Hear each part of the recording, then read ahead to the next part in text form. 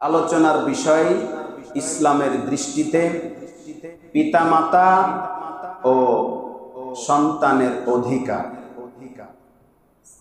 পিতামাতার প্রতি সন্তানের কি দায়িত্ব আছে আর সন্তানের প্রতি পিতামাতার কি দায়িত্ব আছে, এটা ইসলামের দৃষ্টিতে আপনাদেরকে বলার চেষ্টা করেছি, আজকেও করব, আগামীতেও প্রয়োজন হতে পারে। অনেক লম্বা কথা টেনে কেটে ছিঁড়ে সবচেয়ে গুরুত্বপূর্ণ মূল কথাগুলো আপনাদের সম্মুখে বলার চেষ্টা করছি। আর কাল বিলম্ব না করে আমি সরাসরি মূল আলোচনায় চলে যেতে চাই।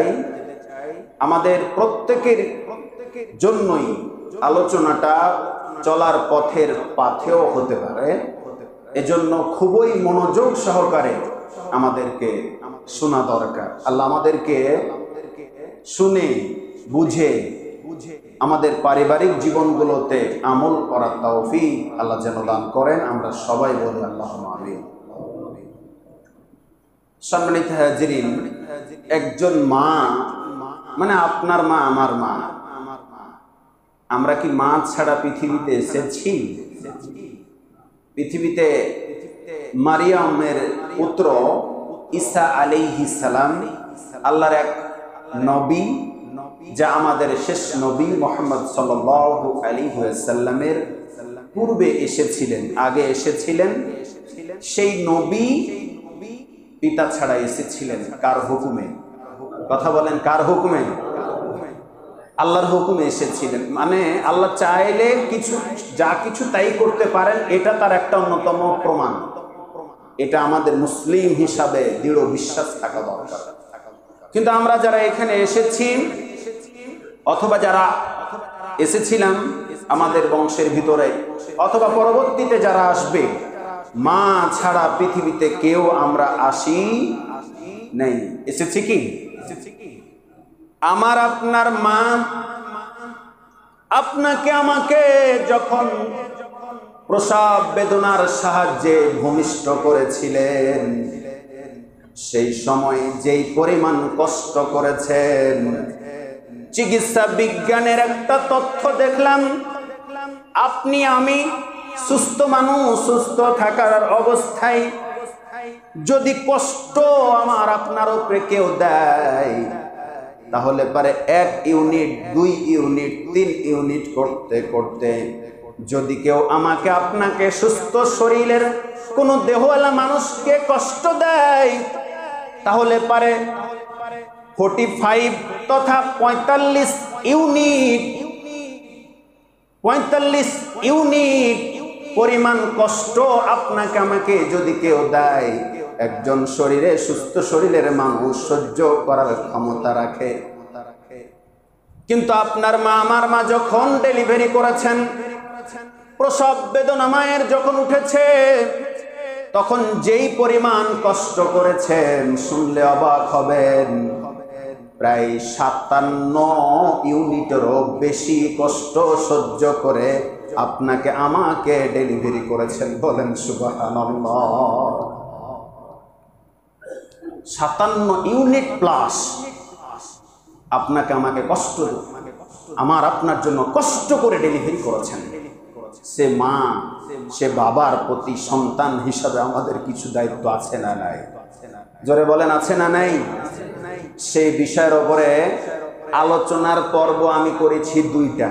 একটা হচ্ছে সন্তানের প্রতি বাবা মার কি দায়িত্ব, আর বাবা মার প্রতি পিতামাতার প্রতি সন্তানের কি দায়িত্ব। 2টা পর্বে ভাগ করেছি। গত সপ্তাহে আমরা শুনেছি পিতা মাতার কি দায়িত্ব রয়েছে সন্তানের প্রতি। আজকেও কিছু কথা তার উপরে হবে, আগামী দিন হবে। সন্তান হিসাবে আমরা যারা আছি, পিতা মাতার প্রতি আমাদের কি দায়িত্ব আছে সেটা পরে হবে। আগে বাবা মা হিসাবে আমাদের যারা আছেন তাদেরকে বলছি, সন্তান হিসাবে আমাদের উপরে আপনাদের কি দায়িত্ব আছে সেটা আপনারা একটু শুনুন।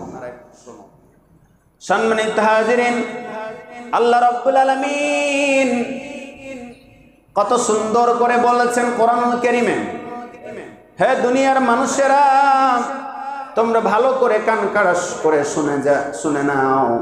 সন্তান দেওয়ার মালিকও আমি আল্লাহ, কন্যা সন্তান দেওয়ার মালিক আল্লাহ। এগুলো আমরা গত সপ্তাহে বলেছি। এছাড়া আরো বলেছি, সন্তান জন্মের আগেই আপনার আমার পিতামাতা যারা আছেন তাদের কিছু দায়িত্ব রয়েছে, সেটাও বলেছি। এবার বলবো আজকে সন্তান ভূমিষ্ঠ লাভ করার পর থেকে পিতামাতা হিসেবে কি করা। আমরা সন্তান জন্মের আগেই কি করতে হবে সেগুলো বলেছি, সেগুলো বলে আর সময় নষ্ট করছি না। কোনো আলোচনার বুঝতে কষ্ট হলে, যেহেতু আলোচনাটা ভিডিও হয়, রেকর্ড হয়, চাইলে আপনারা বড় ফোনে আমার এই নাম্বারে সার্চ দিলেই প্রত্যেক জুমার খুতবাটা আপনারা পাবেন, শুনতে পাবেন। বাসায় বসে বসে ফ্যামিলিকে নিয়ে, পরিবারকে নিয়ে, বাবা মাকে নিয়ে একসঙ্গে শুনতে পারবেন। সেই সুযোগ এখন আধুনিক যুগে হয়ে গেছে, সেজন্য চিন্তার কারণ নেই। আজকে যে বিষয়টা আলোচনা করব, সন্তান ভূমিষ্ঠ হওয়ার পর থেকে বাবা মা কি দায়িত্ব রয়েছে। 1 নম্বরে দায়িত্ব হলো, সন্তান জন্ম নিল, নেওয়ার সঙ্গে সঙ্গে প্রশংসা করতে হবে। জোরে বলেন কার? তাহলে আমাদের সন্তান যাদের আছে, ছেলে হোক মেয়ে হোক, এগুলো আল্লাহ দিয়েছেন, আমরা কি প্রশংসা আদায় করেছি? যদি নাই করে থাকি ভুলবশত, আমরা আজকে করে ফেলি, বলেন আলহামদুলিল্লাহ। আর মহব্বত দিয়ে বলি, আল্লাহ তুমি আমাদেরকে যে কন্যা সন্তানের বাবা বানিয়েছো কিংবা ছেলে সন্তানের বাবা বানিয়েছে, খুশি হয়ে তোমার লাখো কোটি শুকরিয়া জ্ঞাপন করছি, বলে আলহামদুলিল্লাহ। আচ্ছা, এটা তো আমরা বানাই, আমরা তো বললাম, এটিকে আমরা নিজের জ্ঞানে বললাম না।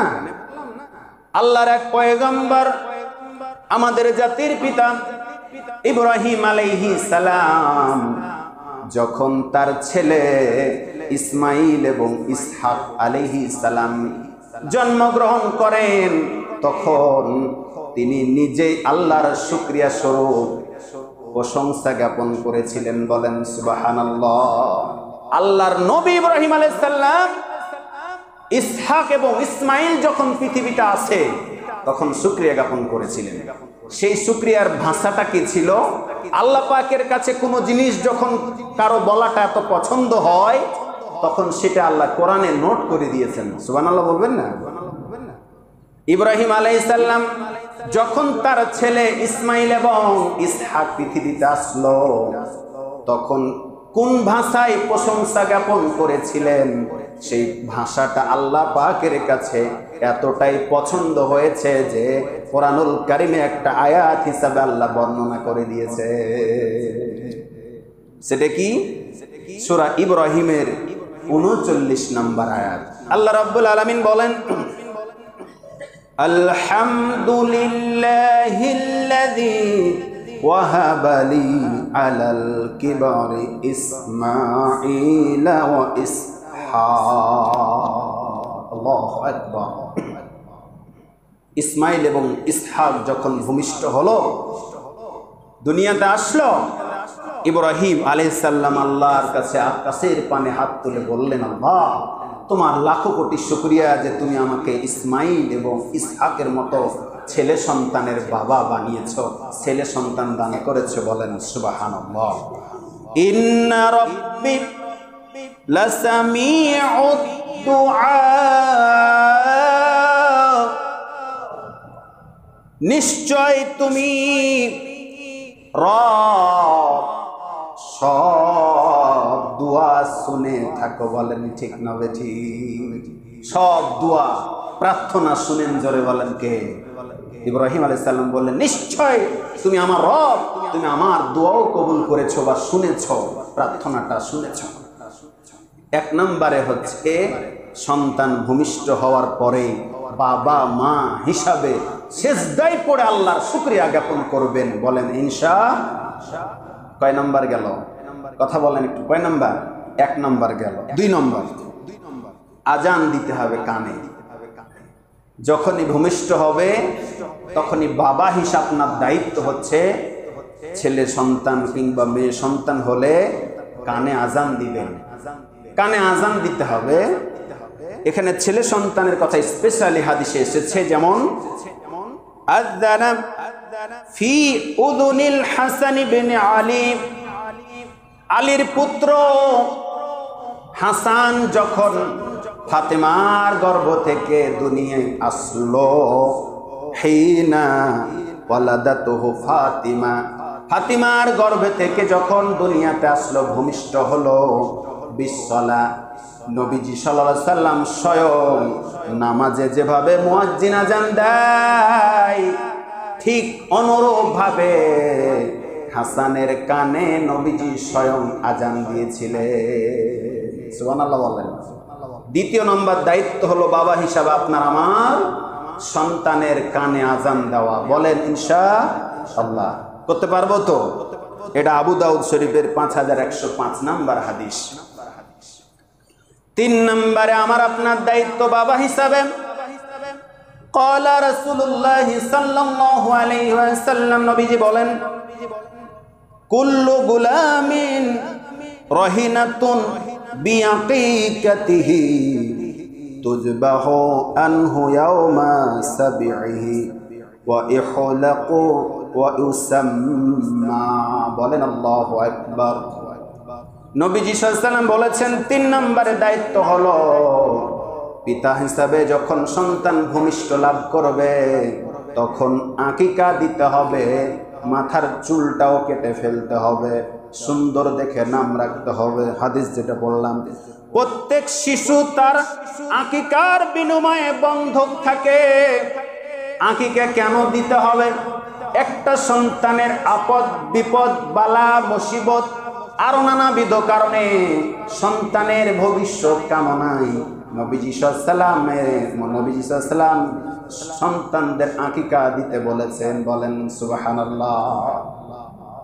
আকিকা ছেলে মেয়েদের দেওয়ার কারণ হচ্ছে অনেকগুলো কারণের মধ্যে এটি একটি কারণ, যাতে সন্তানের ভবিষ্যৎ ভালো হয়, মঙ্গল কামনা করা হয়। পিতা হিসাবে আপনার আমার দায়িত্ব এটা। আপদ বিপদ মুসিবত রোগ শোক বালা মুসিবত যেন দূর করে দেয়, আল্লাহ পাকের শানে আকিকা দেওয়া দরকার। তার জন্মের 7 দিনের আকিকা করতে হবে, মাথার চুল কেটে ফেলতে হবে এবং সুন্দর দেখে নাম রাখতে হবে। যদি নাম রাখার বিষয়ে তার একটা পয়েন্ট আছে। আবু দাউদের 2836 এবং 38 নম্বর হাদিস। যদি ছেলে সন্তান হয় কয়টি ছাগল? যারা বলেন 2টি। কি বয়সের হতে হবে মতভেদ থাকলো, আমরা এই সিদ্ধান্তে উপনীত হই কুরবানি করার মতো যে বয়সের উপনীত ছাগল সেগুলো করলে ভালো। এর ব্যাপারে অনেক মতভেদ থাকলে এটা সবচেয়ে গ্রহণযোগ্য মত, 2 দাঁতওয়ালা যদি ছাগল জবাই করা যায় সবচেয়ে ভালো। আর যদি মেয়ে হয় কয়টি ছাগল? বলেন 1টি ছাগল, এটা দিতে হবে।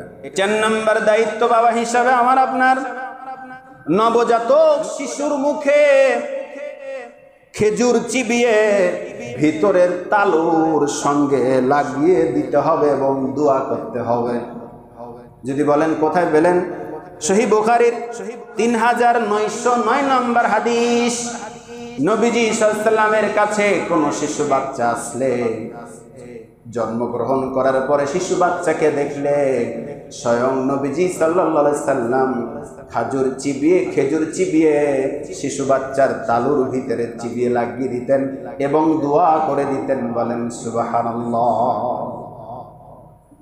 এখন ওই সময় খেজুর যদি নাই পান, গ্রাম্য প্রথা অনেক জায়গাতে আছেন, এই মধু দিয়ে দেওয়া হয়। এটা সরাসরি হাদিসে না থাকলেও দেওয়া যেতে পারে, এটা হালাল জিনিস, খেলে কোনো সমস্যা নেই, দেওয়া ভালো। তবে হাদিসের কথা খেজুর চিবিয়ে একদম চিবিয়ে যদি দেওয়া যায় সবচেয়ে ভালো, হাদিসের আমল করা হলো। 5 নম্বরে আপনার আমার বাবা হিসেবে দায়িত্ব হলো সেই ছেলে সন্তান কিংবা মেয়ে সন্তান ভূমিষ্ঠ লাভের পরে সুন্দর দেখে নাম রাখতে হবে। যদি বলেন নাম রাখার কি দরকার, আপনি বাবা কিয়ামতের মাঠে আপনার ছেলের নাম আব্দুল করিম ডাকা হবে, হে আব্দুল করিম, জসিমের ছেলে করিম, এভাবে করে বাবার নাম মায়ের নাম কোন বর্ণনা এসেছে দাদার নাম পর্যন্ত ধরে ধরে এটাকে ডাকা হবে। সুবহানাল্লাহ বলবেন না?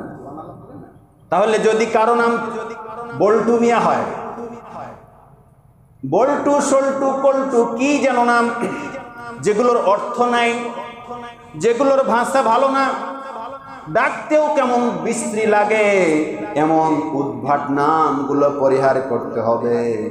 সুন্দর সুন্দর দেখে নাম রাখতে হবে, কারণ ওই নাম তার বাবার নাম, তার মায়ের নাম, তার দাদার নাম ধরে কিয়ামতের দিন ডাকা হবে। যদি কারো নাম সুন্দর হয়, কিয়ামতের দিন লোকটার নাম উচ্চারিত হবে, বাবা হিসাবে সেই ধন্য হয়ে যাবে। বলেন সুবহানাল্লাহ। সুন্দর দেখে নাম রাখতে হবে। যদি প্রয়োজন হয় একজন আলেমের কাছ থেকে জেনে নেবেন কোন নামটি প্রিয়। আলহামদুলিল্লাহ, এই অত্র অঞ্চলের মানুষ খুবই সচেতন। শিশু বাচ্চা জন্মগ্রহণ করলেই যেইটাই নাম রাখে না, সুন্দর অর্থবহ নাম রাখে। না পারলে আলেম ইমাম যারা আছেন তাদের কাছ থেকে খোঁজ নিয়ে প্রয়োজনে রাখে। এটা আমাদের অনেক বড় একটা সৌভাগ্য যে আমরা বুঝে শুনে নামটা রাখি। 6 নম্বরে বাবা হিসাবে আমার আপনার দায়িত্ব হলো, যদি পুত্র সন্তান হয় তাহলে পারে সুন্নাতে খাতনা, যেটাকে গ্রাম্য ভাষায় মুসলমানি দেওয়া বলে, সেই সুন্নাতে খাতনাটা দিতে হবে। 7 দিনের পর থেকে 3 বছরের ভিতরে ছেলে সন্তানের খাতনা দেওয়াটা সব চাইতে ভালো। তবে 7 বছরের পার করা কোনো মতেই উচিত হবে না। আমি কি বোঝাতে পেরেছি? কত দিনের ভিতরে দেওয়া ভালো? 7 দিন থেকে 3 বছরের ভিতরে দেওয়া উত্তম, ভালো। কোনো মতেই 7 বছর পার করা উচিত নয়। এটা আমার আপনার হিসেবে, বাবা হিসেবে দায়িত্ব। 6 নম্বর গেল। 7 নম্বরে সন্তানকে অভাব মুক্ত রেখে যাওয়া, অভাব মুক্ত রেখে যাওয়া উত্তম। এমন ভাবে আপনি সংসার পরিচালনা করেন, শুধু খাই করতে করতে খেয়ে ফেলে দিলেন, কদিন পরে আপনি মারা যাবেন, সন্তানগুলো পথের ভিখারি যেন না হয়। সন্তানগুলোকে পথের ভিখারি বানা আপনি কোনো মতেই পিতা হিসেবে আপনার দায়িত্ব নয়। সন্তানগুলোকে মানুষের মস্ত মানুষ যেমন তৈরি করতে হবে, তারা যেন স্বাচ্ছন্দ্যে খেতে পড়তে পারে, সেটারও ব্যবস্থা আপনাকে আমাকে করতে হবে বাবা হিসাবে। তবে এমন অট্টালিকার মালিক বানানো উচিত নয় যে অট্টালিকার মালিক বানানোর কারণে সন্তান আপনাকে ভুলে যায়। কথা বলেন ঠিক না বেঠিক? খুব সাবধান। যতটুকু দরকার ততটুকু দিয়েই সন্তানকে রাখবেন, এর বাইরে বেশি দেওয়া দরকার নেই। এরকম অভাব মুক্ত করে যাওয়া আপনার জন্য খুবই গুরুত্বপূর্ণ একটা দায়িত্ব। সন্তানকে অভাব মুক্ত রেখে যাওয়া আপনার জন্য দায়িত্ব। 8 নম্বর, নামাজের কিংবা সালাতের নির্দেশ দেওয়া এবং ইবাদতের প্রশিক্ষণ দেওয়া। যদি বলেন কোথায় পেলেন?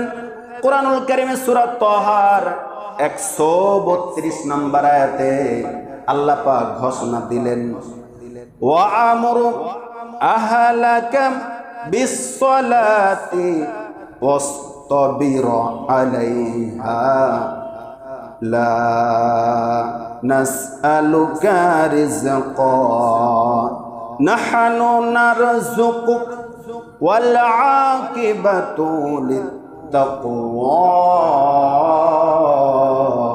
বলেন আল্লাহু আকবার।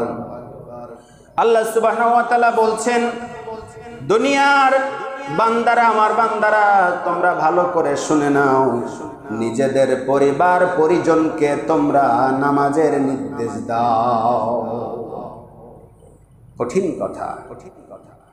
তোমরা তোমাদের পরিবার পরিজনকে নামাজের হুকুম করো, নামাজের নির্দেশ দাও, ইবাদতের প্রশিক্ষণ করাও, নামাজের নির্দেশ দাও।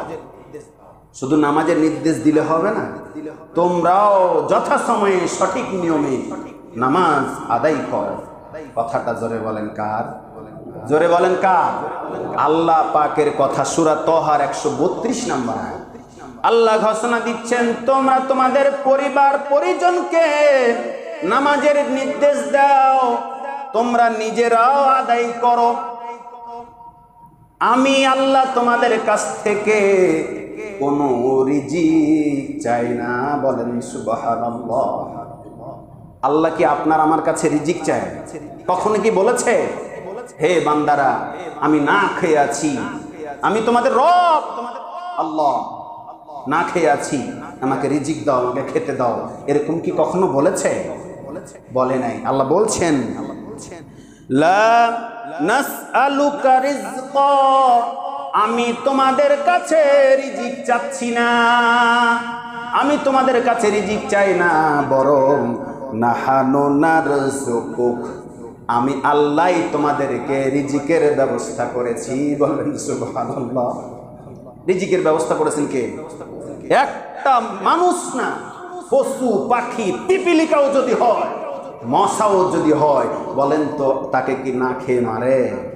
আমার আল্লাহ বলছেন নাহনু নারযুকুক, আমি আল্লাহই তোমাদের রিজিকের ব্যবস্থা করে থাকি। সুতরাং তোমরা তোমাদের পরিবারকে, পরিজনকে নামাজের নির্দেশ দাও, নামাজ শেখাও। মা বোনেরা, যতটুকু জানি আপনারাও পর্দার অন্তরালে 150 মহিলারা নামাজ পড়ার সুযোগ পাচ্ছেন। এই 150 মহিলা দিয়ে আমি বুঝাতে চাচ্ছি, প্রথমে যখন বাচ্চাটা 2-4 বছর হয়ে যাবে, তখন থেকে 7 বছর যাবত আপনি আপনার ডানে কিংবা বামে নিয়ে সন্তানটাকে নামাজের প্রশিক্ষণ দেওয়ান। অনেক মা বোনেরা আছে, অনেক বাবারা আছে, ছেলে কোনোদিন নামাজের ধারে কাছেই যায়নি, কোনোদিন শিখে নাই, মসজিদে পাঠিয়ে দিয়ে এক কাতারের মানে শুরু থেকে আরেক কাতার দৌড়ে বেড়ায়। করেন কি কিনা? এমন ভাবে দৌড়ে বেড়ায় অন্যের ক্ষতি হয়, দেয়া মুরব্বীরা মুসল্লিদের বকার কারণ হয়ে যায়। বিশ্বাস করুন, আমার কথায় কেউ রাগ করবেন না। বাচ্চাদেরকে আবার এমন কিছু মুসল্লি আছে, বাচ্চাদেরকে দেখলে ওর গায়ে রক্ত 100 ডিগ্রি সেলসিয়াস গতিতে গরম হয়ে যায়। না, বাচ্চাদেরকে দেখতে পেলে আপনার আদর স্নেহ ভালোবাসা দিয়ে কাছে টেনে নেবেন, পাশে নিয়ে নামাজ পড়বেন। প্রথমে যেটা বলতেছিলাম, 7 বছরের আগে আপনি মা হিসাবে কিংবা বাবা হিসাবে বাসায় যখন সুন্নাত নামাজ পড়বেন, মা বোনেরা আপনারা যখন ফরজ নামাজ সুন্নাত নামাজ পড়বেন, বাসায় আপনার সন্তানগুলোকে নিয়ে নামাজ পড়েন। দেখবেন আপনি কিভাবে রুকু করছেন, সিজদা করছে, সেটা ফলো করে আপনার দিকে তাকিয়ে তাকিয়ে ওরাও রুকু করবে, সিজদা করবে। কথা বলেন ঠিক না ঠিক? আমারও তো ছেলে সন্তান মেয়ে সন্তান আছে, ছেলেটাকে দেখতে পাই যখন সুন্নাত নামাজ নফল নামাজগুলো যখন বাসায় পড়ি কিংবা ওর আম্মু যখন পড়ি, যখন রুকুতে যাই এভাবে তাকিয়ে তাকিয়ে দেখে, সালাম ফিলে দিকে তাকায়, আস্তে আস্তে একটা প্র্যাকটিক্যাল অভ্যাসে পরিণত হচ্ছে। এই ছেলেটা যখন 3 থেকে 4 বছর বয়স থেকে নামাজের প্রশিক্ষণ দেবেন, আপনি যেভাবে পড়ছেন সেভাবে যখন আপনার বাচ্চাটা পড়বে, পড়তে পড়তে 7 বছর পর্যন্ত যখন বাচ্চাটা মায়ের সঙ্গে সঙ্গে নামাজ পড়বে, এই বাচ্চাটা যখন মসজিদে আসবে তখন ওই যে প্রশিক্ষণ হয়েছে আর মসজিদে এসে এদিক সেদিক দৌড়াদৌড়ি করবে না। কথা বলেন ঠিক না ঠিক? হুটহাট করে মসজিদে পাঠিয়ে দিচ্ছে, তারপরে এমন জ্বালা যন্ত্রণা শুরু করে দিয়ে বাচ্চারা এমন কষ্ট দিয়ে দেয়। তবে মুসল্লি যারা আছেন তাদেরকে আন্তরিকতার সাথে এটা একটু মেকআপ করার জন্য, মানে এটা একটু কভার করবার জন্য আপনাদেরকে অনুরোধ করব, একটু বাচ্চাদেরকে বোঝান। তারা যদি প্রশিক্ষণ পেয়ে নেয় তাহলে আমার আপনার চোখ উজ্জ্বল হবে, মুখ উজ্জ্বল হবে। আজ আমরা আছি, কালকে থাকবো না। এই মুসল্লিগুলো আজকে যারা এখানে আছে, বলেন তো 100 বছর পরে কি কেউ থাকবে? 50 বছর পরেও অনেক চেহারাগুলোকে আমাদেরকে হারাতে হবে। প্রতিনিয়ত তো আমরা জানাজা পড়তেছি, মাটি দিচ্ছি, চলে যাবে, কমন নাই, চলে যাবে, কিন্তু আগামী দিনের মুসল্লি হচ্ছে ওই শিশু বাচ্চারা। কথা বলেন ঠিক না ঠিক? সুতরাং ওই বাচ্চাদেরকে আমাদেরকে আদরের কোলে তুলে নিতে হবে, ভালোবাসা মায়া মহব্বত দিয়ে আমাদেরকে কাছে টেনে নিতে হবে। প্রথমে ফ্যামিলিগতভাবে বাচ্চাদেরকে প্রশিক্ষণ দেওয়া দরকার, এরপরে মসজিদে পাঠানো দরকার। এরপরে 10 বছর যখন হয়ে যাবে, 1 ওয়াক্ত নামাজ যেন কোনো বাচ্চার ছুটে না যায়। যদি 1 ওয়াক্ত নামাজ ছুটে যায়, কোনো ছেলে কিংবা মেয়ে, আপনি বাবা, আমি মা হিসাবে, আমি মা, আমি বাবা, আপনি মা হিসাবে অবশ্যই আমাকে কিয়ামতের দিন ধরা খেতে হবে। কথা বলেন ঠিক না ঠিক? কারণ প্রথম শিক্ষার দেওয়ার শিক্ষক হচ্ছে বাবা মা।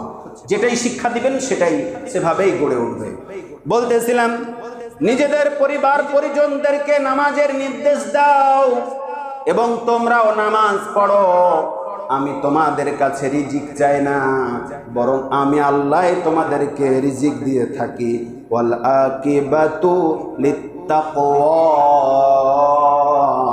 এই প্রশিক্ষণ দেওয়ার কারণে, এরকম তাকওয়া অবলম্বন করার কারণে আমি আল্লাহকে ভয় করে সন্তানগুলোকে মানুষের মতো মানুষ বানানোর কাজটা যখন তোমরা করবা, এর প্রতিদান পাওয়ার জন্য অপেক্ষা করো, আমি আল্লাহ এর প্রতিদানের ব্যবস্থা করে দেব। বলেন সুবহানাল্লাহ। খালি সন্তান ছেলে মেয়ে নিয়ে নিলেই দায়িত্ব শেষ হয়ে যায় না, আমাদেরকে একটু খেয়াল করতে হবে। সম্মানিত হাজিরিন, সম্মানিত উপস্থিতি, 9 নম্বরে, সন্তান যদি প্রাপ্তবয়স্ক হয়ে যায় তাদেরকে বিয়ের ব্যবস্থা করতে হবে। এখন প্রশ্ন হলো, সন্তান প্রাপ্তবয়স্ক হয় কখন? আমার চাইতে আপনারাই বেশি ভালো জানেন, আমার চাইতে আপনারা বেশি ভালো জানেন। আপনি যখন মনে করবেন আপনার মেয়েটা প্রাপ্তবয়স্ক হয়ে গেছে, আপনি বিয়ে দিয়ে দেন, এটা আপনার বড় একটা দায়িত্ব। যদি না দেন, কিংবা আপনার ছেলে যখন প্রাপ্তবয়স্ক হয়ে যাবে, যদি বিয়ে না দেন, এই ছেলে এবং মেয়ে বিয়ে না দেওয়ার কারণে কোনো ধরনের চোখের জেনা, কানের জেনা, পায়ের জেনা, হাতের জেনা কিংবা ডাইরেক্ট জেনা যদি করে ফেলে, আপনি যত বড়ই তাহাজ্জুদ গুজারি হন না কেন, অনেক বড় হাজি মুন্না মুন্সি হোক না কেন, যদি কোনো কারণে গুনাহ করে, বাবা মা হিসাবে আপনাকে আল্লাহ পাকের আসামির কাঠগড়ে দাঁড় করতে হবে, দাঁড় হতে হবে। কথা বলেন ঠিক না বেঠি? অবশ্যই হতে হবে, এটা আপনার বড় দায়িত্ব। সেজন্য মেয়ে এবং ছেলে উপযুক্ত বয়স হয়ে গেলেই তাদেরকে বিয়ের ব্যবস্থা করে দেওয়া। সরকার একটা আইন করেছে, ছেলেদেরকে 21, মেয়েদের কত? কথা বলেন 18। ভালো কথা, সরকার এই আইন করার আগে বড় আর একটা আইন করতে হতো।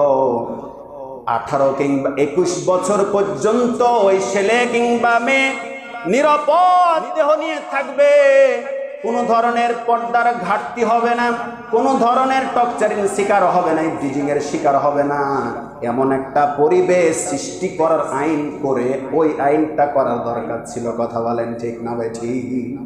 কিন্তু আমরা দেখতে পাচ্ছি 13 বছর 14 বছরের মেয়ে আর একটা ছেলের হাত ধরে পালিয়ে যায়, আছে না নাই? তাহলে এই আইন দিয়ে ধুয়ে দিয়ে কি পানি খাবেন? কি করবেন? এজন্য আজ অনেকেই সরকারের আইনকে বৃদ্ধাঙ্গুলি দেখিয়ে সন্তান মেয়ে ছেলের উপযুক্ত বয়স হয়ে গেলে বিয়ের ব্যবস্থা করেছে। এটা আমি সবচাইতে বেশি সাপোর্ট করি, কারণ এটা ইসলাম বলে না, শরীয়ত বলে না 18 বছর হতেই হবে, 21 বছর পৌঁছাতে হবে, এটা শরীয়ত বলে না।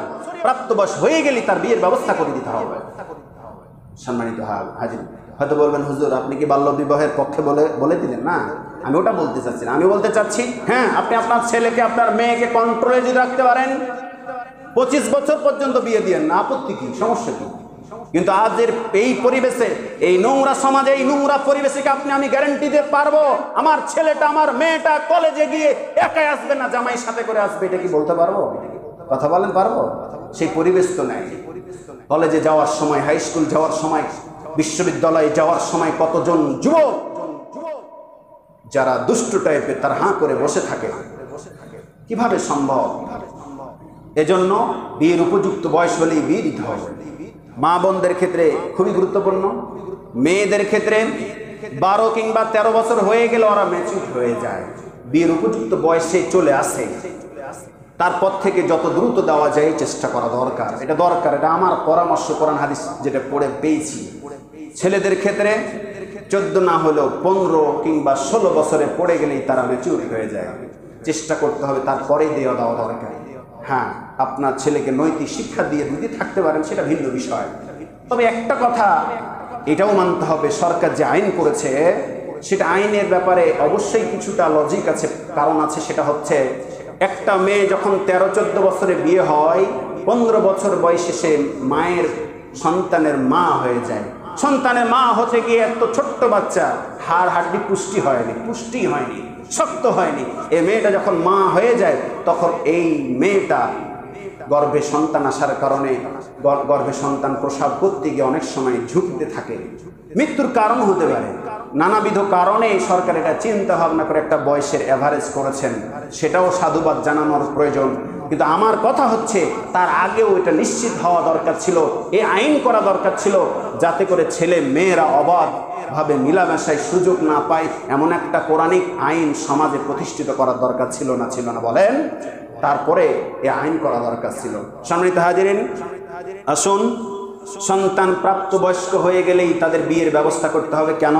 তিরমিজি শরীফের হাদিস, 3টা কাজে দেরি করতে নবীজি সাল্লাল্লাহু আলাইহি সাল্লাম নিষেধ করেছেন। একটু বলেন তো, অনেকক্ষণ কথা বলেন নাই। কয়টা কাজে? 3টি কাজে দেরি করতে নবীজি সাল্লাল্লাহু আলাইহি সাল্লামের নির্দেশ হচ্ছে দেরি করবা না। 3টা কাজে। 1 নাম্বার হচ্ছে যখন ওয়াক্ত শুরু হয় তখন নামাজ পড়ে নাও। ওয়াক্ত শুরু হওয়ার সঙ্গে সঙ্গে প্রধান যে কাজ সেটা হচ্ছে নামাজ ছেড়ে নেওয়া, নামাজ পড়ে নেওয়া।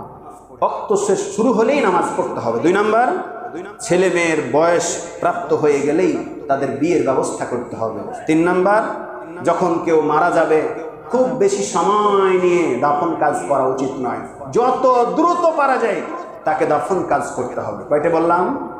3টি। 1 নম্বরে ওয়াক্ত শুরু হলে নামাজের ব্যবস্থা করা, 2 নম্বরে ছেলে মেয়ে প্রাপ্তবয়স্ক হলেই বিয়ে দেওয়া, 3 নম্বরে জানাজায় দাফন কাজ সম্পূর্ণ করার দেরি করতে নেই। এই 3টি কাজ দেরি করতে হবে না। সর্বশেষ 10টা পয়েন্ট নিয়ে আলোচনা করব বলেছিলাম। 10 নম্বরে, কন্যা সন্তান যখন বাবা হিসাবে মা হিসাবে আমি বিয়ে দিয়ে দেব, ওই কন্যা সন্তানটা যখন পরের ঘরে যাবে, শ্বশুর বাড়িতে যাবে, তখনও পিতামাতা হিসাবে আপনার আমার দায়িত্ব তার একটু খোঁজ খবর নেওয়া, সুখে আছে, ভালো আছে, মন্দ আছে, অসুখ বিসুখ ভালো মন্দ আছে কিনা দেখার দরকার আছে না নাই? এটাও দায়িত্ব আছে। এবার রেফারেন্সটা কি, উদাহরণটা কি কেন দেখবেন? বদর যুদ্ধ ইসলামের প্রথম যুদ্ধ। কঠিন না সহজ? কঠিন। বদর নামক যুদ্ধের ময়দানে আল্লাহ নবীর একজন সাহাবী হযরতে উসমান রাদিয়াল্লাহু তাআলা আনহু, তার স্ত্রী রোকাইয়া অসুস্থ ছিলেন। নবীজি বললেন, বদর যুদ্ধে তোমাকে যেতে হবে না, তুমি তোমার স্ত্রী অসুস্থ সেবা যত্ন করো, যুদ্ধে যাওয়ার দরকার নেই। সুবহানাল্লাহ বলবেন না? তাহলে একজন মেয়ে কিংবা স্ত্রী অসুস্থ হওয়ার কারণে যুদ্ধে যেটা আল্লাহ রাসূল নিষেধ করলেন। সুতরাং অবশ্যই আপনার মেয়েকে বিবাহ দিয়েছেন, তার খোঁজ খবর ভালো মন্দ খোঁজ খবর নেওয়াও দরকার। সর্বশেষ কথা, উপসংহার আজকের আলোচনার, আমি প্রথমে বলেছিলাম ছেলে সন্তান বলেন মেয়ে সন্তান বলেন সবগুলো দুনিয়ার পরীক্ষা, বলেছিলাম না? এতে বলে আপনারা হয়তো কষ্ট পেয়েছেন, তাহলে সন্তানই নিব না। সন্তান যদি এটা আমার বিপদের কারণ হয়, আখেরাতে কারণ হয়, বিপদের কারণ হয়, তাহলে সন্তান নিয়ে লাভটা কি? এবার শুনুন, এই হাদিসটা যদি আপনি শোনেন, সন্তান একটা দুটা না আরো বেশি নেওয়ার ইচ্ছা জাগবে। কারণ কি জানেন? গত সপ্তাহে যেমন বলেছিলাম সন্তান আপনার পরকালে বিপদের কারণ হবে, আজকে তার উল্টাটা বলবো, কারণ হাদিস আছে। ঠিক তেমনি সন্তান যেমন আপনার আমার কিয়ামতের দিন বিপদের কারণ হবে একদিকে, যদি সন্তানকে সুশিক্ষায় লালন পালন না করতে পারে, ঠিক তেমনি কোন সন্তানকে যদি মানুষের মতো মানুষ করতে পারি, দিনদার ইমানদার বানাতে পারি, সৎ চরিত্রবান বানাতে পারি, তাহলে ওই সন্তান কিয়ামতের দিন আপনার মুক্তির কারণ হয়ে দাঁড়াবে। বলেন সুবহানাল্লাহ। হাদিস قال رسول الله صلى الله عليه وسلم, আবু হুরায়রা হতে বর্ণিত হাদিস, ইযা মাতাল আবদু قطع عنه عمله إلا من ثلاث صدقة جارية أو علم ينتفع به أو ولد صالح يدعو له। বলেন আল্লাহু আকবার। মুসলিম, তিরমিজি, নাসাই হাদিস। নবীজি সাল্লাল্লাহু আলাইহি ওয়াসাল্লাম বলেন, যখন কেউ মারা যায় তখন তার সব আমলের দরজা বন্ধ হয়ে যায়, আর কোনো আমলের দরজা খোলা থাকে না। কিন্তু তিনটা জিনিস যদি সে করে যায় তাহলে পারে কিয়ামত পর্যন্ত ওই লোকটির কবরে আমল নামা যেতেই থাকবে। বলেন সুবহানাল্লাহ। সেই তিনটি আমলের এক নম্বরে হলো সাদকাতুন জারিয়া। সাদকায়ে জারিয়া আমল, আপনি মসজিদ বানালেন, মারা গেলেন 1000 বছর ধরে মসজিদটি আছে। এই মসজিদ আপনার বানানোর কারণে, সহযোগিতা করবার কারণে 1000 বছর কবরে আপনি পড়ে আছেন। যত মুসল্লি নামাজ পড়বে তার একটা পার্সেন্টেজ নেকি আপনার আমল নামায় শুয়ে শুয়ে আপনি পেতে থাকবেন। বলেন সুবহানাল্লাহ। মসজিদ বানালেন সাদকায়ে জারিয়া, মাদ্রাসা বানালেন সাদকায়ে জারিয়া, একটা বৃক্ষ লাগালেন, নিজের জমিতে হোক সরকারি কোনো জায়গায় হোক, যেখানে খুশি লাগান আপত্তি নাই। ফলের গাছ হোক, বনজ গাছ হোক, যে কোনো ধরনের গাছ হতে পারে, কোনো সমস্যা নেই। গাছটা লাগান, পাখি এসে ডালে বসে গুনগুন আওয়াজে জিকির করবে। এই জিকিরের সব আপনি কবরে বসে বসে পাবেন। গাছটা ছায়া দিবে, মানুষ বসে আরাম পাবে, বিশ্রাম নেবে, দোয়া করবে, আপনি কবরে বসে বসে আমলনামা পাবেন। মসজিদ, মাদ্রাসা, তিনখানা, তারপরে একটা টিউবওয়েল, নলকূপ, ইন্দারা, গর্ত, ব্রিজ, কালভার্ট থেকে শুরু করে মানুষ থেকে শুরু করে পশু পাখির যে কোনো ধরনের ব্যক্তি কিংবা জিনিসগুলোর যদি উপকার হয় আপনার বানানো জিনিস দ্বারা, সেটাই সাদকায়ে জারিয়া। কবরে বসে বসে 1000 বছর আপনি পড়ে থাকলে কি হবে? আপনার কবরের কোনো অস্তিত্ব থাকবে না, তবু আপনি কবরে বসে বসে আমল পেতে থাকবেন। বলেন সুবহানাল্লাহ। 2 নম্বরে উপকারী এলেম।